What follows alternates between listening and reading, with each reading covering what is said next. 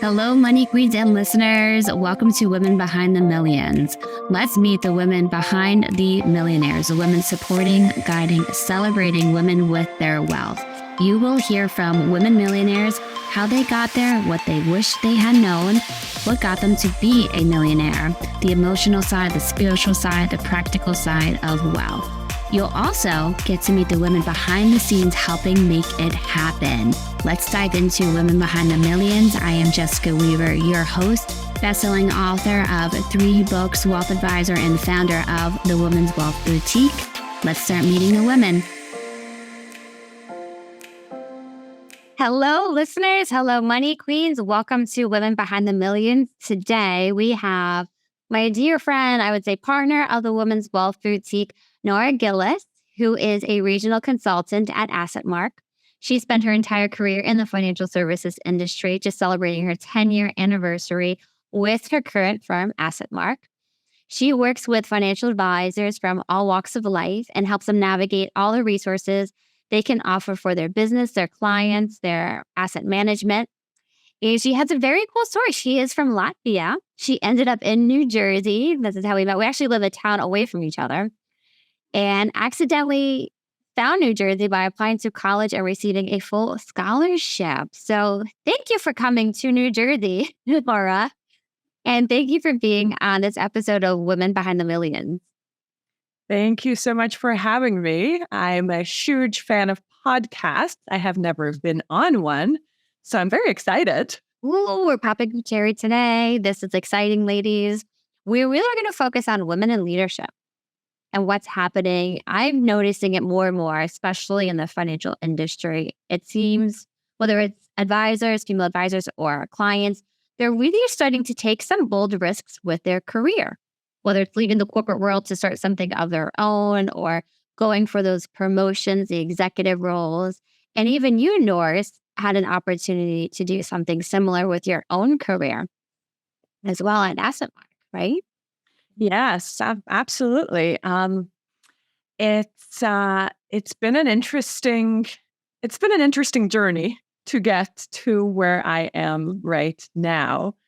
If you had told me 20 years ago, you're going to be here, this is what you will be doing, I would tell you, you are crazy. Let's go back to the Nora of 20 years ago. What was she like? What was she doing? So, as you mentioned, I grew up in Latvia, which is Northeast Europe, sort of former Soviet Union. And it's a very different world to come from. And the country went through all kinds of transformation while I was growing up. And I just had this idea that I wanted to go somewhere else to study. I didn't know exactly where. I just knew that English was my strongest foreign language. So I figured, okay, something English speaking. And I also knew that my family could not pay for tuition, essentially. So I said, okay, Nora, what do you need to do? Where can you go? And how are you going to make this work? So I've always been sort of a girl with a plan. I figured out early on in high school, okay, here's a potential path. You could go to the US. Here's the exams you have to take. Here's the process. Here's the grades you have to get. And applied for a number of schools and randomly ended up at College of St. Elizabeth in Morristown, New Jersey, which is very close to where I live now, where you are, Jess, as well, which is such a strange thing in this huge country. I've essentially spent my entire time here in sort of a 40, 50-mile radius of where I went to college. But that theme of women leadership actually started in my life very, very early on. Both in my high school times, I had female teachers that were really, really supportive of this goal that I had for myself, and helped encourage me and support me and sort of had me see things that I did not even see in myself. Early on, I had a great physics teacher, and I was very I'm a big nerd. I've always been a very big nerd. And I thought maybe I'll go study science. And she said, listen, Nora, like you could absolutely do that. And I think you'll be great at it. But you have all these other skills as well. And this engagement that you have with people. And I think you can turn that in something very different. Mm. And I will never forget that. To be young. Right. I will never forget her saying that. And I thought, oh, you know what? Maybe I can consider things that just did not appear possible to me before that. It's amazing how much we can see in others what we can't see in ourselves. Oh, So much of the time you need to have those people in your life who will point them out to you, because we're so hard on ourselves, especially for somebody to see where you really light up and shine, and then to verbalize it to you and open up your world instead of you just being stuck behind a computer or in science to a relationship role, which suits you so well. I was curious, did you have anybody else in your world, your family, at your high school that was going to go to college in the States or in a different country? Did you have anybody else who was going through that planning process with you? no. I actually What a had pioneer you are.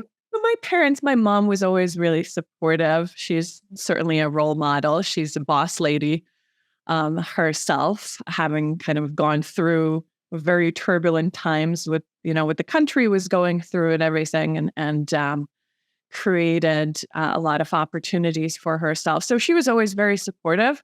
But I actually had people telling me the opposite. I remember very specifically somebody telling me, well, listen, you're just going to waste all this money on the applications. It's a lot of money, even, for Latvia at that time.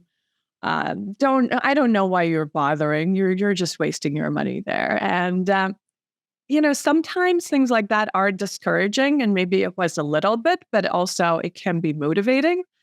And I thought, well, I will show you. Yes. That seems to be a big theme on Women Behind the Millions. You tell me no or don't do that, and that's just going to make me want to do it more. Exactly. And I thought, well, maybe you're right, but I'm going to go through the process regardless and see what happens. Now, it's very confusing for people in the US to go through that process of getting into a US college. I can't even imagine now you're in a different country, different language, even understanding what the process is like. Is it a very different process than what it is? Very, very, very different process. And the timing is very different. Back in Europe, we finish high school and then you take your entrance exams to different universities after you've taken all your graduation exams as a senior. Okay. So this process of me doing things, in my junior year or, even before was very, very different. We shout out to U.S. Embassy in Latvia. They have a great educational resource, or at least did at that time, who kind of helped with information. But you know what it is? People tell me, oh, you were so brave. When you're 17, 18 years old, you don't really know what you're getting yourself into. You just say, sounds like a great idea. I've watched movies. Looks like people in college have a great time in the US. Let's try it. What do I have to lose? Yeah, but still to be the only one that making that change. That's a pioneer, Nora. Let's fast forward now. Your first day on campus at St. Elizabeth. What was that like? And did you get there ahead of time to get acclimated? What was that transition for you? It was very, very different. And it would have been different if I were doing it now, when we have so much more communication in terms of, WhatsApp and Even Messenger and things like that. Yeah, that you can connect with. And you can keep in touch with your family and connect with other people. But it was all the instructions that I had were fly into Newark Airport, tell us your flight information, and there will be a lady named, I believe, Jessica, picking you up. At that time, she will try to find you, and that's all. That's all I knew. Oh, geez, that's a little scary. Here are my 2 suitcases. I have never been to the U.S. or to New Jersey at all. First impressions of New Jersey. Just curious. It was very hot. It was August. It was mid-August. I came in. They bring us in a little early, and I thought, wow, it's very hot. I'm a city girl. Sort of most of my life back at home, I spent in a city, and College of St. Elizabeth has a beautiful campus, and the wonderful thing is there's a train stop right outside of it, and that goes into New York City, but the place itself is sort of contained, and that was very confusing to me. I said, "What do you mean I can't just walk down the street to the local bodega or convenience store or whatever it is?" No, we need cars here, really, to go anywhere. So the adjustment process was very, very difficult. And I thought, you know what? They've given me this full scholarship, which is an amazing opportunity. There is no way that I could pay for this myself. My family could not. Actually, I ended up taking out a loan to buy my plane tickets and books. I thought a book costs $100, one textbook? You are joking, surely. Right? Yes. It's expensive. It was very, very confusing. So the culture shock was real. The culture shock and homesickness. Oh yeah, major homesickness and all of that. I did, and funny enough, at that time, College of St. Elizabeth, now it's university, St. Elizabeth University was an all-girls college. So this theme of women and women role models and all of that has been certainly following me all my life. So it took me a while to be even sure that I'm going to stay. Initially, I said, I will finish out the year. I will do 1 year, and I can say that, I spent the year in this college, and I don't think I can last any longer. And then after the first year, I thought, well, let me just get through. Let me get this degree here. Mm-hmm. I've started it, and sort of bit by bit, you make it through. But that might have been one step at a time. If you looked at that full 4 years, it would have been too much homesickness, too much culture shock. When did you feel that you really started to get settled here in the States, in New Jersey? Was it during college? Was it when you started to work? That's a difficult question. Probably towards so slow that you didn't even realize when. Yes, probably towards the end of college, when I thought, okay, I could go right back. My plan, the plan at the back of my head was always to go back to somewhere in the European Union. Latvia is part of European Union. I thought maybe I'll go to London, maybe I'll go to Brussels. But then in this, U.S. immigration process, after you've been a student, they say, well, you can work for a full year afterwards. Okay. We were giving you a special work permit. And I thought, well, I'm already here. Manhattan's right there. It would be very interesting to get that experience of working for some kind of financial services company in the city, right? In New York City, which is a dream.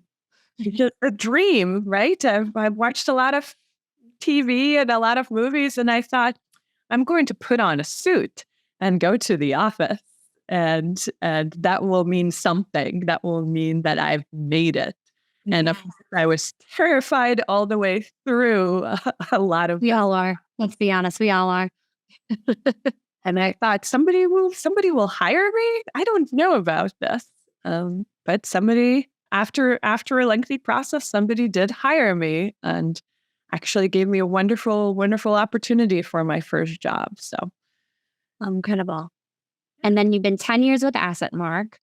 So I know you switched roles there and you stepped into this larger position where you really are service or relationship focus with the advisors. What was that transition like for you, Laura? Because really stepping into that leadership role at AssetMark. It's the entire journey has been a lengthy process of me stepping into my strengths that I think other people back to my high school days, my physics teacher saw, but I could not really believe in myself. I had an internship in college and at a commercial mortgage company. And when they asked me, where do you see yourself long term, back office or front office? I said, oh, back office, 100%. Give me a spreadsheet. Give me data to work with. I will do that. It's too stressful. I think I was too afraid of making a mistake, and too afraid of putting myself out there. But I've always felt that connection to people and engaging with people is something that I gain a lot of energy from and that I really enjoy.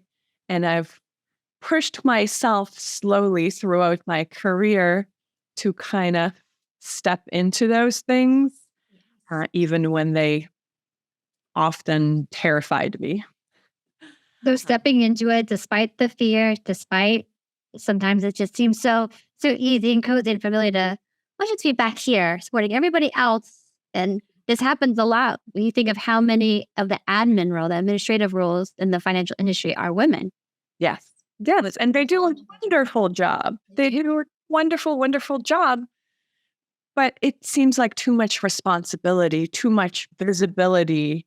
Everybody sort of looking at you to step into more of that client-facing, front office type role.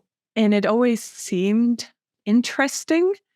But I was cautious. My previous role was more just behind the scenes, still managing relationships, but more one-on-one and more connecting other people, which is what I love to do. I love creating connections. And this opportunity came up to step into this role, which is a senior sort of sales organization role in my current company, AssetMark. And they were kind enough to reach out to me and say, hi, we are reorganizing some things. We know that you've been looking at other opportunities within the company. How would you like to step into this regional consultant role at AssetMark in New Jersey? Mm-hmm. And the decision-making process was lengthy. I went back and forth about 5. You're being honest here. Lengthy. It wasn't an immediate yes. Were you excited by the idea of it and terrified at the same time? I feel like this happens. That's exactly it. I was excited. I was a little terrified, a lot terrified. There was a lot of unknown.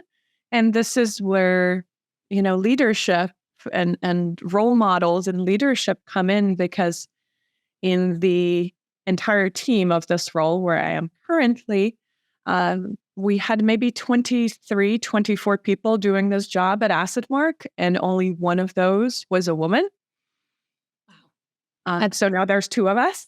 Yes. Shout out to Sarah Paulson in Wisconsin.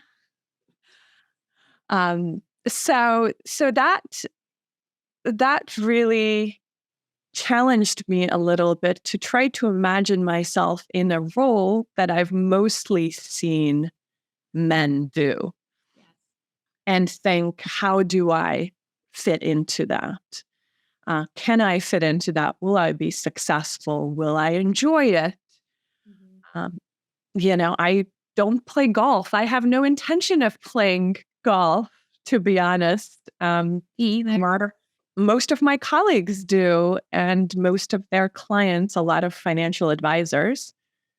That's sort of an industry thing. That's where they network, right? That's where they do meetings on the golf course. And I remember being told, you need to learn how to golf if you want to do well in this industry. That sounds pretty miserable to me. I'm a runner, I'm a golfer.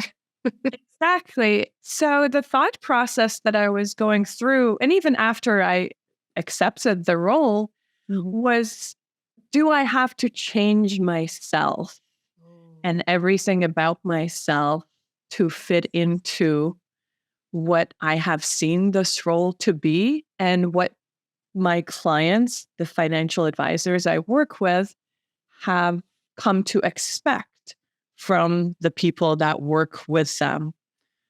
And that was a very challenging process that really has taken the last several years to get very comfortable with this. This is who I am, and this is how I am going to do this work. And that still means my clients are taken care of, and I still do the job that needs to be done. But maybe I'm doing it a little bit differently. I will not meet them on the golf course because I will not. I will not golf. I refuse. Yes. It's true that, we take what the men have done and we can use what we like about it, but we don't have to try to fit ourselves into that box and take up something that we're going to despise and hate because one, you don't want that energy around you, right? That resentment about it.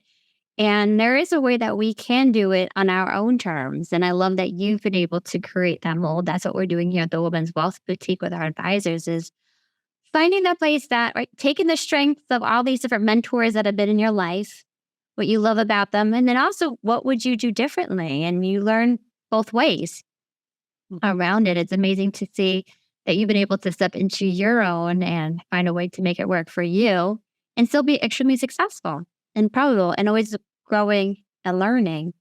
You also have taken on this initiative to get more female advisors engaged and meeting and networking, collaborating together as well. Let's talk about that. I was so grateful to be at one of the, was it one of the first meetings that you hosted for that? In-person meeting. We started virtually a little bit over the COVID times. Yeah. Oh, fabulous. And we have another one here coming up next month when we're recording this. So, what is your goal around having more women coming to these events? What's your goal with the events in general? How often are you having them? Yes. So, and this is, I think, why I connected with you so immediately and the idea behind Women's Wealth Boutique. My my thinking has really turned to this duality of understanding what the current framework is. You have to have an understanding of what is this current system and how things work within that. It is a very male dominated industry. And then understanding, well, what is important to me? What calls out to me in what I do day to day and some of the people that I really connect with.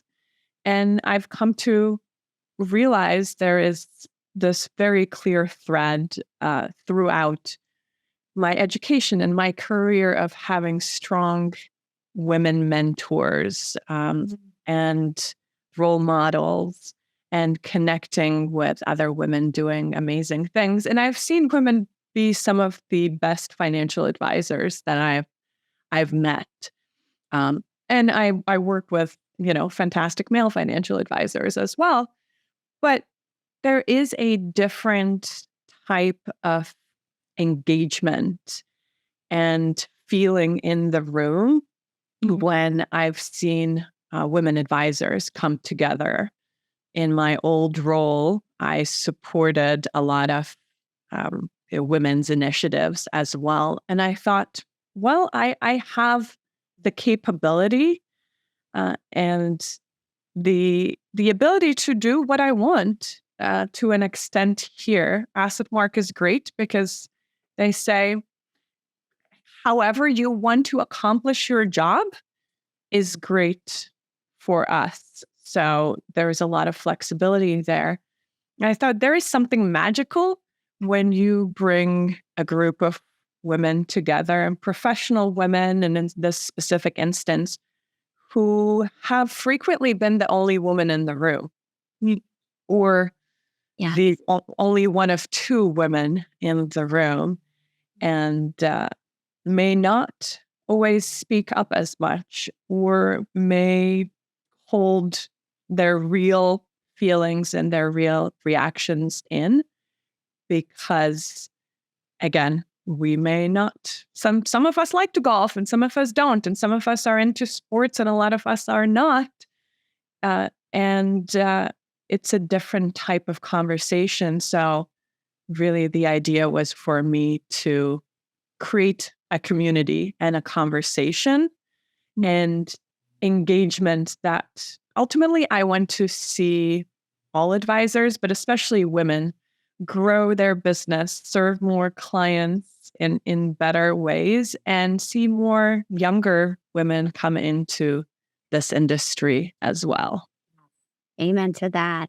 It's true. Growing up, going to because my father's been an advisor for 40 years, and growing up and going to the conferences, the award centers, reward centers, and trips, it's all the spouses are the wives. It's all the men going there. And then now here I am entering it, and it's just a sea of gray and navy business suits. And the majority, the average male advisor is probably man in what you think his 60s. Yeah, I think the average advisor age is 58 or 59 right now. Okay. They very close to 60. And like you said, just have more women and also the next generation of women to come in as well, bring new life, new energy, new ideas, innovative, maybe more tech savvy, more creative on social media. And then the other generation of female advisors, they can help with your best practices and how to grow and how to manage that relationship, nurture it, service it. There's so much that we can share and help each other with. It can feel very isolating when you go to those events and you're the only female there. And you're right. To me, it's very intimidating. Exactly. Very intimidating. And even when you sometimes don't notice it, I've had men call it out. They would look around the room and say, "Oh, you're the only woman here." I said, "Well, I did not notice that I did not fit in until you just called it out. I thought we were here as professionals and colleagues and all of that. And yes, you are correct. I am the only woman." Hold the female bashing jokes. To an extent, but what's really interests me as well is not just diversity for diversity's sake, right? There's a lot of conversation around that right now. It's more around bringing in different points of view and different approaches. And just because this is how things have been done in the industry up until now, does not mean that's the only way to do it, or that's the best way to do it, or also that our industry, financial services, is not really appealing to or connecting with a large segment of the population that we should be helping and that we should be connecting with, because it comes from frequently this very entrenched and sometimes very old school, this is how we've done things, so this is how we will keep doing things type of way. And I think we can all benefit, our industry, the clients. I feel very passionately about women anywhere in the industry, outside of industry, stepping into their financial power, their economic power, because that means options and flexibility for them, and the ability to shape their lives as they would like to shape their lives, and then deliver more value to everybody else around them. All right. You said, what was it? Power brings you options.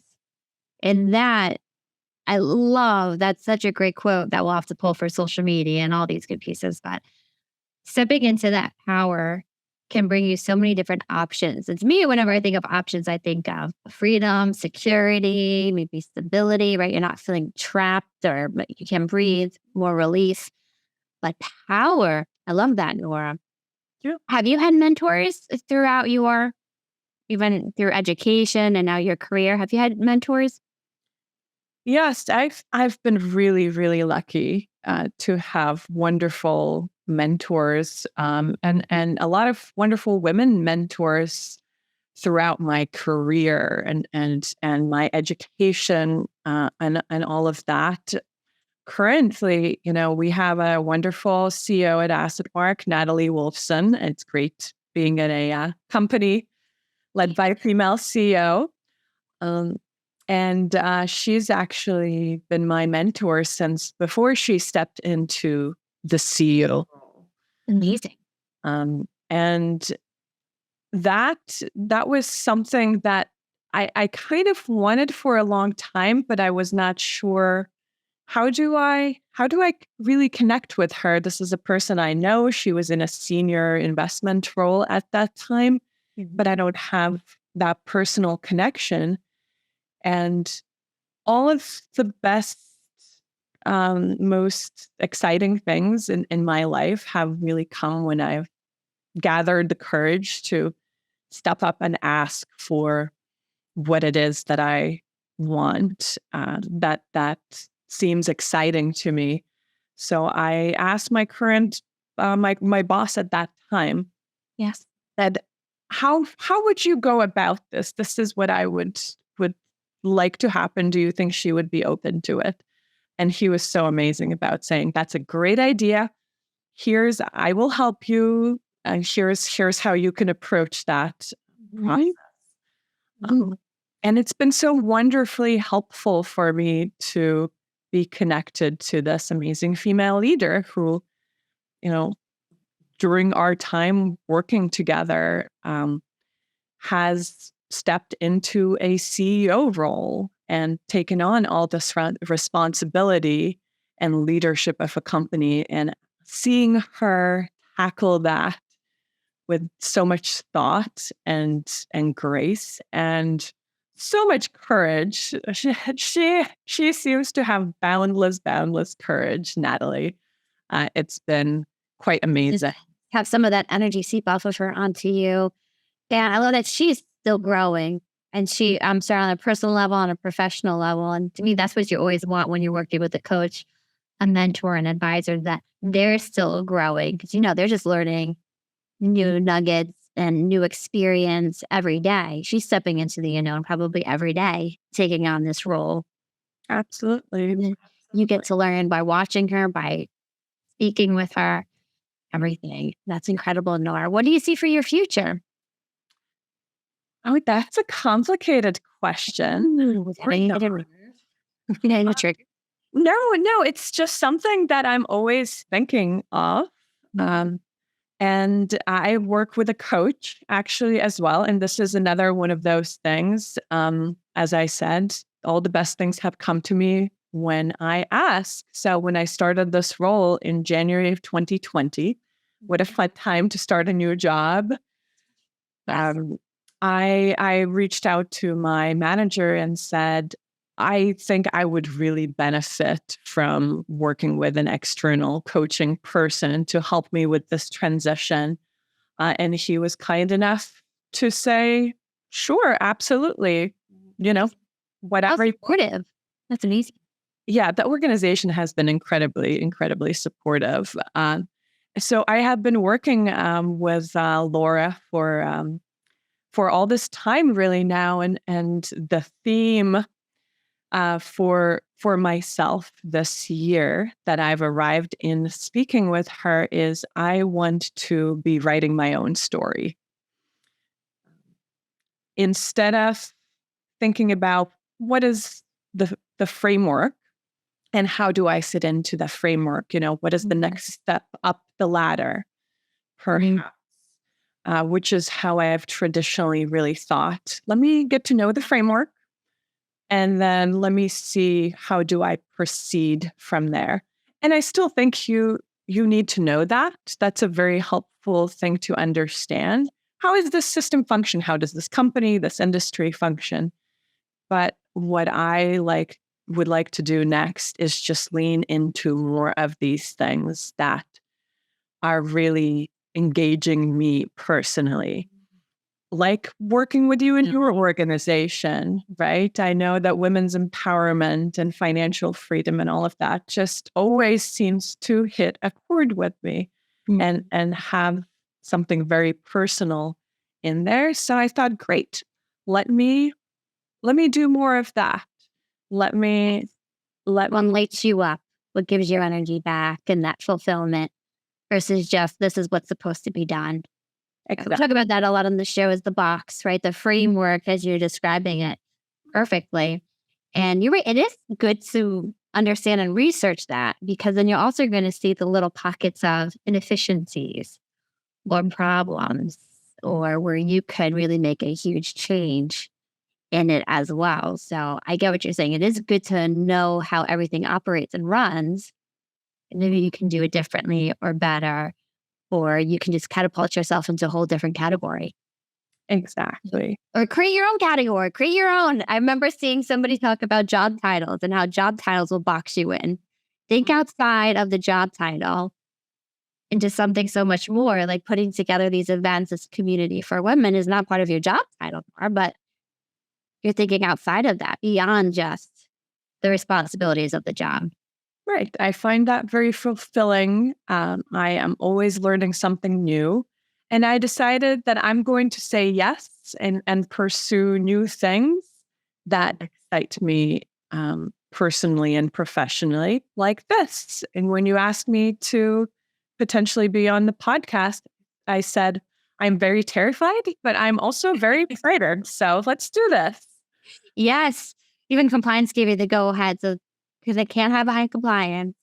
But we are so grateful for you, Nora, for you, for Asset Mark. You're on one of our sponsors on our panel for our event, The Hidden Power of Change, a financial summit for women, for being on the show and for just continuing to build out this relationship and partnership with us at the Women's Wealth Boutique. So thank you so much, Nora. And thank you for being on this episode of Women Behind the Millions. Thank you for having me. Thank you, ladies, for listening and always supporting us here at Women Behind the Millions. We will see you on our next episode.